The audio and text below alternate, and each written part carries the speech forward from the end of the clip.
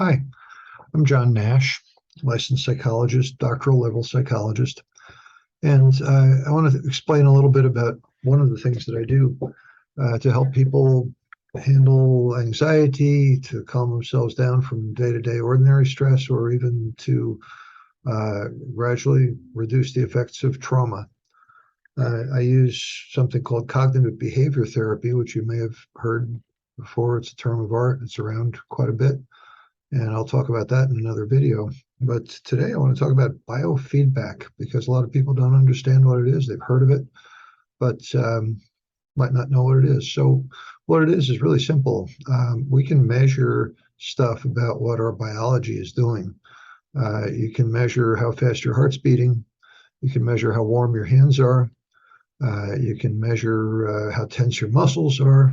You can measure all kinds of things and really pretty easily. So, for example, this is a little amplifier, and you can plug various things into it. The thing I have right here is a little pulse detector. You can actually pop it on your earlobe like that. And it just sits there. You can ignore it. It's like an old-fashioned earring, clip-on. And but this thing now, if I turn the system on, would measure how fast my heart's beating, and it would also measure how variable my heart rate is. And a lot of people don't understand that. They think like steady is good, but actually steady is not good. When you're in a more relaxed state, what happens is you breathe in, your heart accelerates, it goes faster. It might go 10 or 15 beats faster than usual. And then when you exhale, if you exhale slowly, it actually slows way, way down. And that up and down swing in the heart rate it's called heart rate variability. And it's a really nice index of how far you go into a what's called parasympathetic state, which is this rest and restoration, relaxation state. We can also measure at the same time, by the way, we could take a little bit of tape and tape this thing onto the hand, like maybe about here.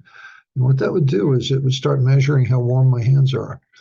And it turns out when you're not challenged, when you're pretty relaxed and you're not lifting weights or running for your life or trying to eliminate something that's really bothering you, what happens is your brain will allow more blood to flow into your hands and feet and also into your stomach and your intestines. And so if you're threatened, if you're challenged, then what happens is the brain says, well, you really need more blood flow to go to your muscles and less to other places. So your stomach and your intestines gets less blood flow and your skin gets less blood flow. And that does two things. It makes your hands get cooler, and it also makes your digestion get worse. And it's the source of a lot of digestive problems that people have. So biofeedback, we can measure how warm your hands are. And at first, when you realize that you're on physio TV and, oh my goodness, this is scary, then usually your skin temperature will go down.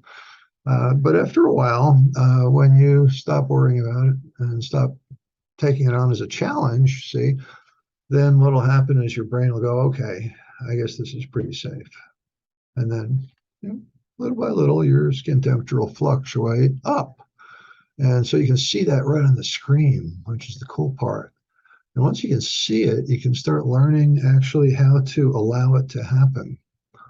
It's not something that you grab onto and make happen. That'll make it skin temp go down and heart rate variability squench too. But as you learn how to do this particular kind of a skill, it's a skill of letting go. It's a skill of, yeah, it's sort of important. I know that. And it'd be nice.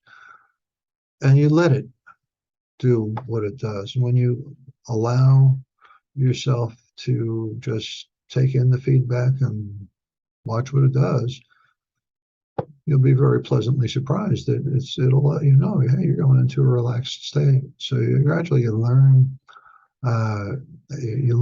how to do that. So And we can do that with muscle tension. We can do that with all sorts of things. But I very, very commonly use heart rate variability and skin temperature and muscle tension. And so those are what we commonly call biofeedback. Similar, but a little bit different. We can feed back the brain's information about the brain's electrical oscillations, the brain waves.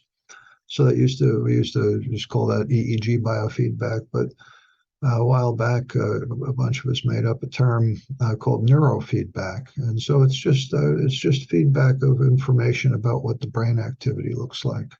And I'll talk about that in another one of these little chats. Nice talking to you. Bye.